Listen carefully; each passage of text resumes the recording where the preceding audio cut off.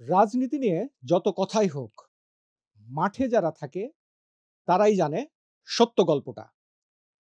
আজকে news 24 digital স্টুডিওতে একজন রাজপথ এবং মাঠের রাজনৈতিক কর্মীকে পেয়েছি। আজ তার কাছে শুনব রাজনীতি ও রাজপথের গল্প। আমাদের এই অনুষ্ঠানে আমি কাইসার রহমানী, আমার সাথে উপস্থিত আছেন জাতীয়তাবাদী যুবদল উত্তরের সদস্য সচিব সাজ্জাদুল মিরাজ।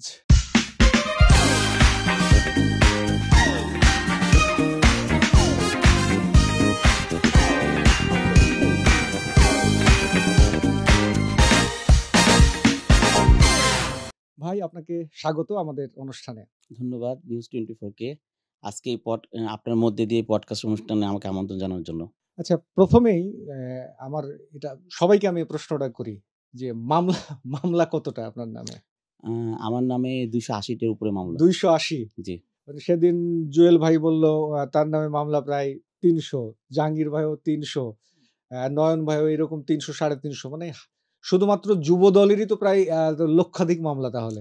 হ্যাঁ, আমরা যারা দায়িত্বশীল জায়গা ছিলাম, আমাদের প্রায় ২০০-২৫০ র উপরে মামলা সবার। আর যারা থানায় পর্যায়ে ছিল, হুম। তাদের ১০০ র উপরে মামলা। এভাবে মানে ধারাবাহিকভাবে এভাবে মামলা দিয়েছিল স্বৈরাচারী সরকার আরকি। আচ্ছা, আপনার ৩০০ মামলা কি মামলা? মামলার বিষয়গুলো কি, কি? আমি সর্বশেষ মামলা যেটা খেয়েছিলাম, মামলা যেটা হয়েছিল যেটা ওই যে ২৮শে অক্টোবর আন্দোলনের সময় ওই পুলিশ হত্যা মামলা এবং বিচারপতি বাসায় অ্যাটাক, অস্ত্র মামলা এমন কোনো মামলা নাই যে আমার আমার আমার নামে না দেওয়া হয়েছে আরকি ওই সময়। তো ওই সময় তো ২৮শে অক্টোবর আপনারা দেখেছেন যে আমি ফ্রন্ট লাইনে একেবারে অ্যা পল্টনে, নয়াপল্টনে যখন মহাসমাবেশ বিএনপির পক্ষ থেকে ইয়ে করা হয়েছিল, তখন ওইখানে আমি আন্দোলনের ফ্রন্ট লাইনে ছিলাম। ফ্রন্ট লাইনে থাকার কারণে তখন ওই মামলাগুলি যে মামলাগুলি হয়েছে সবগুলি আমার নামে দেওয়া হয়েছে আরকি। গ্রেফতার কতবার হয়েছেন? আমি গ্রেপ্তার প্রায় ১১ বারের মতো হয়েছি। ১১ বার। জেলে ছিলেন কতদিন? জেলে ছিলাম প্রায় ১.৫ বছরের উপরে। ১.৫ টোটাল, বছর। টোটাল সব মিলিয়ে। সব মিলিয়ে। গুম হয়েছিলাম ২ বার আরকি। ২ বার গুম ২ হয়েছেন। বার গুম হয়েছিলাম। একবার ২০১৫ সালে, আরেকবার ১৮ সালে। প্রায় একবার ১৫ দিন, আরেকবার প্রায় ২০ দিনের উপরে। আচ্ছা, আমরা গুমের ঘটনাটা শুনবো অবশ্যই, সেটা একটু পরে। তার আগে একটু জেনে নিতে চাই যে রাজনীতিতে কিভাবে যুক্ত হলেন আপনি? রাজনীতিতে যুক্ত হয়েছি আমি ক্লাস যখন 6 এ পড়ি। আপন ফুপা হুম, পূর্ব পাকিস্তান, পশ্চিম পাকিস্তান অস্থায়ী রাষ্ট্রপতি ছিলেন এবং হুম, ডেপুটি স্পিকারও ছিলেন। সেই ধারাবাহিকতা আমাদের পুরা ফ্যামিলি কিন্তু জাতীয়তাবাদী দলের আদর্শিক। হুম, আমার বড় ভাই জাগো দল করেছেন শহীদ রাষ্ট্রপতি জিয়াউর হুম, রহমানের হুম, সাথে।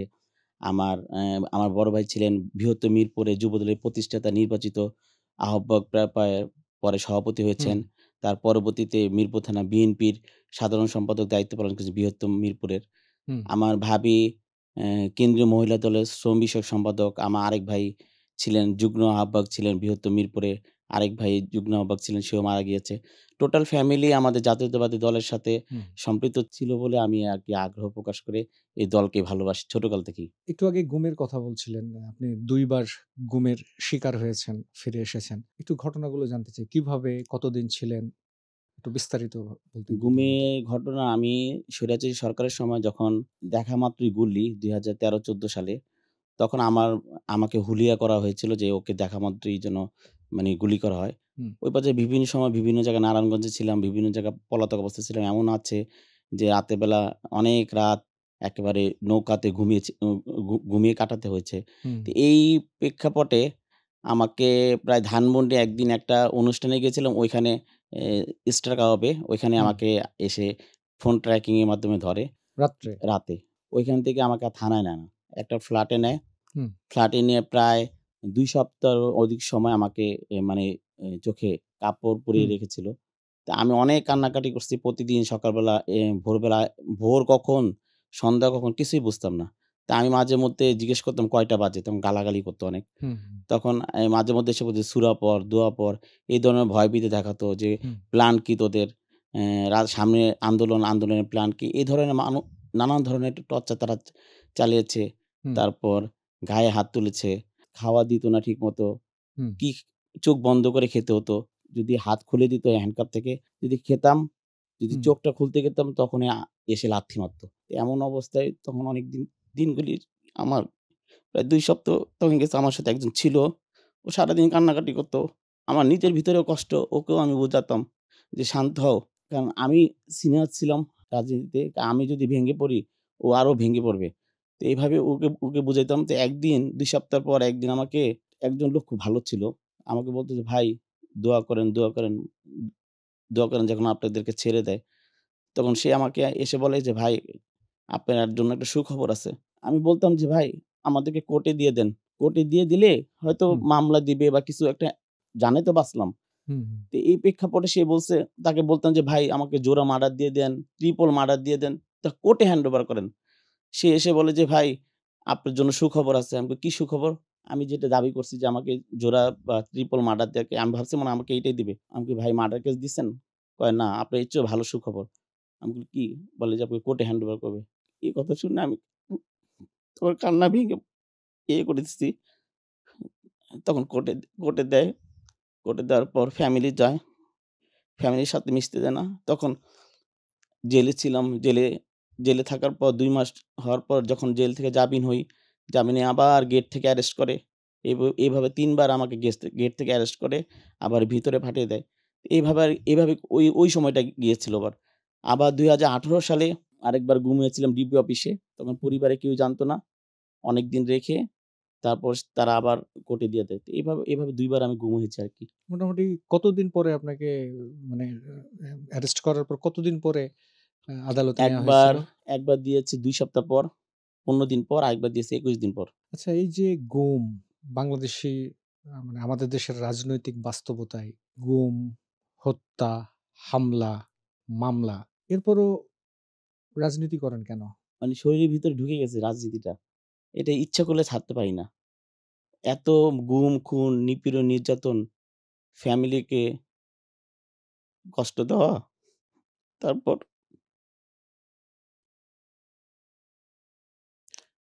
লাস্ট যে আন্দোলনটা গেল, একটা মিনিটও ভরসা ছিল না যে আমি বেঁচে থাকবো কিনা। পরিবারের সাথে পুরাপুরি বিচ্ছিন্ন ছিল আমার আমার যোগাযোগ। কাউকে আমি জানাই নাই আমি কোথায় থাকি। কারণ আমাকে ধরতে হয়ে ফ্যামিলিকে টর্চার করবে। আর ফ্যামিলি আমি ওই মুহূর্তটা পরিবার থেকে দলটাকে বেশি ভালোবাসছি। যে আমি জানি ফ্যামিলি টর্চার খেয়ে আমাকে আমার ট্রেস দিয়ে দিবে। আর আমার ট্রেস যদি হাসিনা পেয়ে যায়, তাহলে এই আন্দোলনটা পুরোপুরি স্টপ হয়ে যাবে। তখন আমি পরিবারের থেকে দলটাকে বেশি, দেশটাকে বেশি প্রাধান্য দিয়েছি। যার কারণে পরিবার কান্নাকাটি করছে। আমি যেখানে ছিলাম সেখানেও ফোন দিয়ে কান্নাকাটি করত। জানতো না যে আমি হুম, ওখানে আছি। আমাকে অনেক রিকোয়েস্ট করত, "একটু কথা বলো, কথা বলো।" আমি বলি না। কারণ পরিবার যদি জানে আমি এখানে আছি, কোনো না কোনোভাবে তারা আমার সাথে দেখা করার চেষ্টা করবে। আর নেটওয়ার্ক তো পরিবারের পিছনেই সরকারের লাগানো। হুম, যে কোথায় যায়, কোথায় কি করছে। আমি বুঝতে দেইনি আমি কোথায় আছি। কারণ আমি ২৮শে অক্টোবর পর আমি অ্যারেস্ট হয়ে যাই। অ্যারেস্ট হওয়ার পর আন্দোলনটা থমকে যায়। আমাকে আমার চেয়ারম্যান সাহেব অনেক আশা ভরসা করে দায়িত্বটা দিয়েছিলেন। দায়িত্ব দেওয়ার পর আমি যখন অ্যারেস্ট হয়ে যাই, আমি কিন্তু আন্দোলন পরিচালনা করি ভিন্নভাবে। তারপরে এই জুলাই আগস্ট আন্দোলনটা আমি পুরাপুরি সেফলি ছিলাম যেন কোনোভাবেই যেন অ্যারেস্ট না হয়ে যায়। যেন আন্দোলনটা হুম। স্বতঃস্ফূর্তভাবে আমার নেতাকর্মীদের নিয়ে আন্দোলনটা যেন আমি সাকসেসফুল হই, আমি সতর্ক অবলম্বন করেছি আরকি। আচ্ছা ৫ আগস্ট ছাত্র জনতার গণঅভ্যুত্থান। এখানে আপনার ভূমিকা কি ছিল? ৫ই আগস্ট যখন আন্দোলনের ঘোষণা এসেছিল দলের থেকে, ১৬ই জুলাই তখন আমি মিরপুর ১০ নম্বর আমাকে দায়িত্ব দেওয়া হয়েছিল মিরপুর ১০ নম্বর অবস্থান করার জন্য। পুরাপুরি বলা চলে মিরপুর ১০ নম্বরটা ওইখানে আমি নেতৃত্ব দিয়েছি। ওই নেতৃত্ব দেওয়ার এক পর্যায়ে দেখা যায় যে ওখানে সাধারণ মানুষদেরকে আমি বেশি পেয়েছি। সাধারণ মানুষদের মাইকে অ্যানাউন্স করে আমাকে এই যে আইডিয়াল স্কুলের পাশে একটা মসজিদ ছিল। মসজিদের পাশে মাইকে অ্যানাউন্স করে আমি সাধারণ মানুষদেরকে একত্র করতাম। একত্র করে ১০ নম্বরের দিকে আগাতাম। দেখা গিয়েছে ওইখানে আন্দোলন করার সময় আমার সাথে ৭ জন যুবদলের নেতাকর্মী মারা গিয়েছে ওই পর্যায়ে। হুম, দেখা যায় যে আমি ফ্রন্ট লাইনে আছি, আমার গায়ে গুলি লাগে নাই। কিন্তু আমাকে ওভারটেক করে আমার পিছের জনে পড়ে গেছে। লাস্টে যেদিন ৪ তারিখে যে আন্দোলনটা, সেদিন মারা গেছে আমার সাথে ৫ জন আমার যুবদলের। আমি সামনে ছিলাম, আমার গায়ে লাগে নাই গুলি। হুম, তো আমি লাশ দেখা যায় যে আইল্যান্ডের উপরে রাখতেছি একটার পর একটা। হুম। লাশটা নিবো, আবার তারা অ্যাটাক করছে। আবার পাল্টা আমি করছে, অ্যাটাক করছে। তো ওই পর্যায়ে লাশটা একটার পর একটা লাশ রাখতে ৪-৫ টা লাশ। তারপর সাধারণ পাবলিকের লাশ তো আছেই। তো ২ পাশে লাশ, থুপ। এই পর্যায়ে এই অবস্থাতে আন্দোলনটা তখন করেছি। আমি মনে হয় নাই যে একটা গুলি এসে আমার গায়েও লাগতে পারে। ওই সেন্টিমেন্ট ওই ইয়াটা ছিল না আরকি ভিতরে। একটা গুলি আমার গায়েও লাগতে পারে আরকি। আচ্ছা, একটা ভিডিও প্রায়ই দেখা যায় YouTube অথবা Facebook এ। আপনি গুলতি নিয়ে আপনি পুলিশের দিকে ওদিক থেকে গুলি করছে আর আপনি গুলতি নিয়ে আপনি মারছেন তার দিকে। এটা কোথায় ছিল এই ঘটনাটা? এটা ১০ নম্বরে। ১০ নম্বরে। হ্যাঁ, মিরপুর ১০ এ ছিল। আমি প্রায় ওইখানে অনেকে আমি গুলতি ওখানে যখন আন্দোলনে ডাক দেওয়া জানি যে পুলিশ তো গুলি করবেই। তা আমি ওইগুলি সাধারণ মানুষদের কাছে দিয়েছি। আমার কাছেও ছিল। গুলতি প্রায় অনেকেই ইউজ করছে ওইটা। আমিও করেছি আরকি। হুম। গুলির কাজে তো গুলতি কিছু না। তারপর নিজেকে যতটুকু সেফ থাকা যায় আরকি। এভাবে আরকি কি বলে একেবারে মৃত্যু হবে অনিশ্চিত।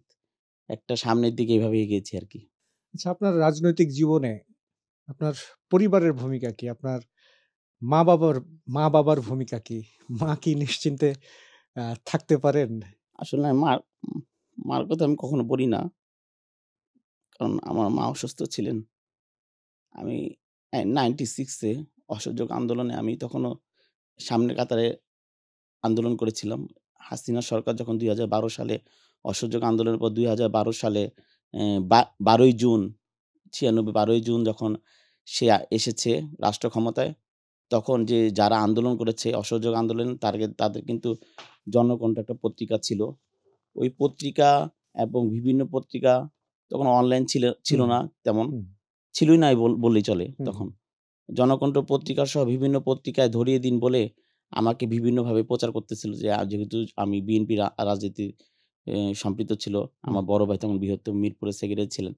তো তখন আমি আন্দোলন ছিলাম। তো ওই পর্যায়ে আমি যখন বিভিন্ন জায়গায় পালিয়ে থাকতাম, তখন ইন্টার ফার্স্ট ইয়ারে পড়তাম। পালিয়ে থাকতাম। তখন আমার আম্মা অসুস্থ ছিল। মাঝে মধ্যে দেখতে আসতাম এবং অনেক দূরে থাকার কারণে মার সাথে সাক্ষাৎটা কম ছিল। একবার শুনেছি যে আমি আসবো। হুম, আসবো শুনে মা অনেক ইয়ে করছে, আশা ভরসা করছে। পরে যখন আসি নাই, সে ওই অসুস্থ হয়ে পরে আমার মাটা মারা গেছে। মার জানাজা পর্যন্ত দিতে পারি নাই। আমার ভাইটা মারা গেছে, ভাইয়ের জানাজা পর্যন্ত দিতে পারিনি। এভাবে পরিবারের ২ টা ব্যক্তিকে আমি হারিয়েছি রাজনীতি করতে গিয়ে আরকি। মানে এই ১৬ বছরের মধ্যে মা মারা গেছেন, ভাই মারা গেছেন। তাদের জানাজায় আপনি ছিলেন না। না, জানাজা আমি দিতে পারি নাই। লাশও দেখার সুযোগটা হয়নি আমাকে। আচ্ছা, এই যে আত্মগোপন, গ্রেফতার এড়াতে দীর্ঘদিন বাইরে থাকা, নিজের বাসায় যেতে না পারা। থাকতেন কোথায়? কিভাবে কাটতো সেসব দিনগুলো?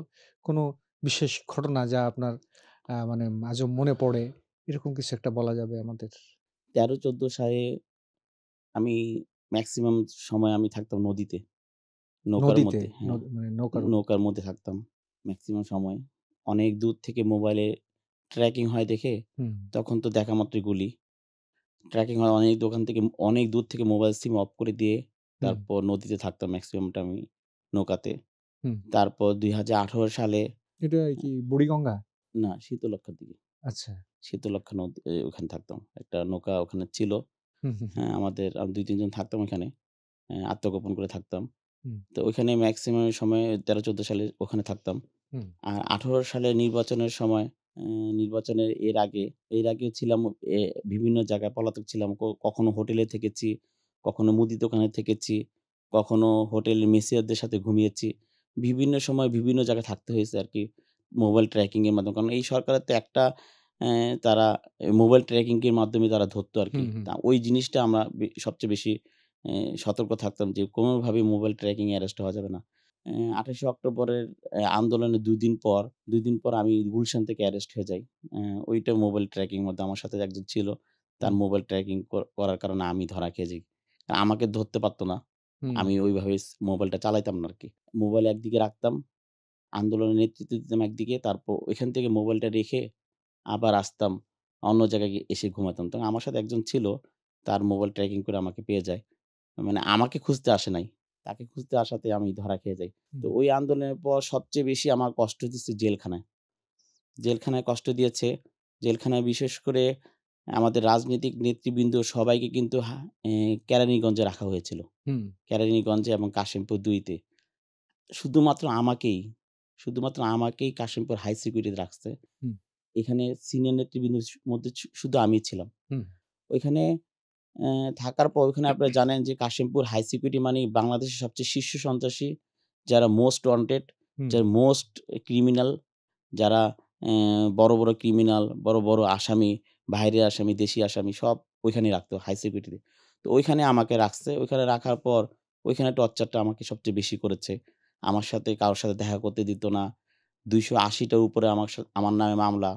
আমার স্বাভাবিকই আমি কোর্টে হাজিরা দিতে গেলে আমার সপ্তাহে ৫ দিন হাজিরা পড়ে প্রত্যেকদিন। হুম। আমাকে আনকোট করে যেন আমি আমার পরিবারের সাথে এবং নেতাকর্মীদের সাথে সমস্ত সম্পর্ক বিচ্ছিন্ন থাকে, সে উপায়ে তাকে আমাকে কাশিমপুর হাই সিকিউরিটি একটা বিল্ডিং এ একটা ফ্লোরে আলাদা রেখেছিল। কারো সাথে যোগাযোগ করতে দিত না।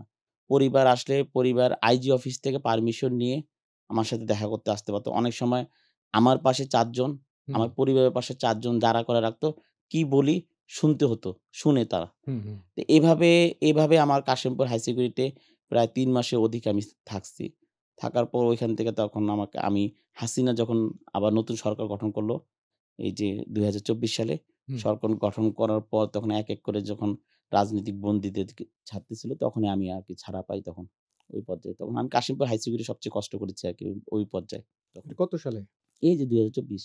বর্তমানে ত্যাগীদের মূল্যায়ন কতটা হচ্ছে বলে দলে ত্যাগীদের মূল্যায়ন কতটা হচ্ছে বলে আপনি মনে করেন? ত্যাগীদের মূল্যায়ন আমাদের বিএনপি ভারপ্রাপ্ত চেয়ারম্যান জনাব তারেক ত্যাগীদের মূল্যায়ন করছেন। উনি বারবার ডিক্লেয়ার দিচ্ছেন যারা আন্দোলন হুম, সংগ্রামে এই দীর্ঘ ১৬ বছর যারা আন্দোলন সংগ্রামে ছিলেন, হুম। যারা নেতৃত্ব দিয়েছেন, যারা জেল জুলুম, নিপীড়ন, নির্যাতন সহ্য করেছেন, তাদেরকে তাদেরকে ত্যাগীদের মূল্যায়ন দেওয়া হবে। ওই হিসাব করে ত্যাগীদের মূল্যায়ন উনি করছেন এখন। আচ্ছা, আপনার রাজনৈতিক মডেলকে কাকে দেখে আপনি উদ্বুদ্ধ হন রাজনীতিতে? আদর্শকে যেটা বলি এখন আমরা। আমার রাজনীতির আদর্শ আমাদের বিএনপি ভারপ্রাপ্ত চেয়ারম্যান জনাব তারেক রহমান। কেন? আমি তো উনাকে পেয়েছি। আমি তরুণ হিসাবে আমি আমার বড় ভাই যখন বৃহত্তর মিরপুরে যখন আমাদের দেশনেত্রী বেগম খালেদা জিয়ার সাথে উনি রাজনীতি করেছেন। আমার জিয়া রহমানের সাথে রাজনীতি করেছেন। নতুন প্রজন্ম হিসেবে আমি হুম, বিএনপির ভারপ্রাপ্ত চেয়ারম্যানের সাথে অনেকবারই কথা বলেছি। উনার যে চিন্তাধারা, উনার যে কথাধারা এবং উনার যে কথা এবং সামনের যে বাংলাদেশ নির্মাণের যে উনার যে চিন্তাধারা ওইটার উপর আকৃষ্ট হয়ে উনার রাজনীতিতে আমি এবার ছোট, ছোট প্রশ্ন আর ছোট, ছোট উত্তর দিবেন আপনি। আজ যদি বিএনপি সরকার গঠন করে, ১ম ফোনটা কাকে দিবেন? ১ম ফোনটা আমার পরিবারকে দিব। আন্দোলনের সময় সবচেয়ে বেশি কে ফোন দেয়? মিডিয়া না পরিবার? আন্দোলনের সময় সবচেয়ে বেশি ফোন দেয় মিডিয়া। রাজনীতি শেখা যায় বই থেকে না রাস্তায়? রাস্তায় বিএনপির কার বক্তৃতা শুনে আপনি সবচেয়ে বেশি অনুপ্রাণিত হন? আমাদের বিএনপি ভারপ্রাপ্ত চেয়ারম্যান জনাব তারেক রহমানের। রাজনীতির সবচেয়ে বড় শত্রু ভয়, বিভাজন না স্বার্থ? স্বার্থ বিরোধী দলে থেকে রাজনীতি করা, যেটা আপনারা প্রায় ১৬-১৭ বছর করলেন। বিরোধী দলে থেকে রাজনীতি করা কঠিন না রোমাঞ্চকর? রোমাঞ্চকর। এটা মানে আমার কাছেও এটা মনে হয় যে বিরোধী রাজনীতি একটু রোমাঞ্চকর। একজন তরুণ নেতা হিসেবে আপনার সবচেয়ে বড় শিক্ষক কে? আমার বড় শিক্ষক আমাদের বিএনপি ভারপ্রাপ্ত চেয়ারম্যান জনাব তারেক রহমান। উনার কথার উপরে আমি অনেক কিছু শিখেছি। ছোট, ছোট কথা বলে, ছোট, ছোট গল্প বলে, যেটা অনেক ব্যাখ্যা করলে অনেক কিছু হুম। ব্যাখ্যা করা যায়। যেটা সে ছোটতে শেষ করে দেয়। ছোট থেকে আমি বিশ্লেষণ করে অনেক কিছু বের করে ফেলি। আমাকে আর বড় করে বলতে হয় না। আচ্ছা, আপনি তো যুবদল উত্তরের সদস্য সচিব। যুবদল থেকে আপনি আপনার এলাকায় বা আপনার অঞ্চলে কি উদ্যোগ নিয়েছেন এই সমস্ত আ দখল, চাঁদাবাজি এগুলো নিয়ন্ত্রণে আপনার ভূমিকা কি? দেখেন আমি গত ৬ টি মাস যাবৎ উঠান বৈঠক, আলোচনা সভা, তারপর মত বিনিময় সময় বিভিন্ন সভা সমাবেশ বিভিন্ন ওয়ার্ড, ইউনিট লেভেলে গিয়ে করতেছি। এবং আমাদের এলাকায় দেখা যায় যে একটা বারও আছে। হুম, একটা বার আছে। ওইটার বিপক্ষে কিন্তু আমি অনেক অবস্থান নিয়েছি। যে এই বারটা এখান থেকে উৎখাত করার জন্য। কারণ এই বারের মাধ্যমে কিন্তু এলাকার পরিবেশ নষ্ট হয়। আপনি বিভিন্ন মসজিদ, মাদ্রাসায় গিয়ে দেখেন, তারা আমার ব্যাপারে বলবে যে, "মিরাজ ভাই উদ্যোগ নিয়েছে।" আমা এ এখন দেখা যায় যে মানে বিভিন্ন এলাকায় কিন্তু মাদকের একটা বিশাল একটা সিন্ডিকেট হয়ে গেছে। সিন্ডিকেট। যেখানেই যাই প্রথমত সাধারণ পাবলিক বলবে যে মাদকের এলাকা মাদক ভরে গেছে। তো এই বিষয়গুলি আমি কিন্তু একেবারে কঠিন হাতে পদক্ষেপ নিয়েছি। পুলিশ বলেন, সেনাবাহিনী বলেন, সেনাবাহিনীকে আমি তো অনেক সহযোগিতা করেছি। সেনাবাহিনী যে সহযোগিতা চাচ্ছে, সহযোগিতা করেছি। থানার ওসি যেভাবে সহযোগিতা চাচ্ছে করছি। আইন শৃঙ্খলা রক্ষাকারী বাহিনী বিষয়ে আমি অনেক সহযোগিতা করেছি আরকি।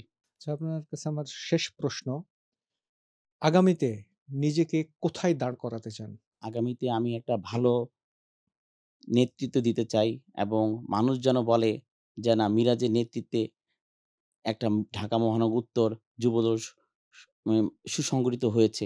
এই সুনামটা আমি সবার কাছে পেতে চাই আরকি। সবাই বলবে যে, না মিরাজ ভাই আসার পর ঢাকা মহানগর উত্তর যুবদল ভালো হয়েছে, সুসংগঠিত হয়েছে, ভালো নেতৃত্ব দিচ্ছে আরকি। ফিরোজ ভাই, আপনাকে অনেক ধন্যবাদ। আপনি আমাদেরকে সময় দিয়েছেন। ধন্যবাদ নিউজ 24 কে আপনাকে ধন্যবাদ। দর্শক, আপনারা দেখছেন রহমানির সাথে অনুষ্ঠান। আজকের এই অনুষ্ঠানে উপস্থিত ছিলেন জাতীয়তাবাদী যুবদল ঢাকা মহানগর উত্তরের সদস্য সচিব সাজ্জাদুল মিরাজ। আর সঙ্গে ছিলাম আমি কায়সার রহমানী। আপনারা আমাদের সঙ্গেই থাকবেন। আগামীতে আবার দেখা হবে। ভালো থাকবেন।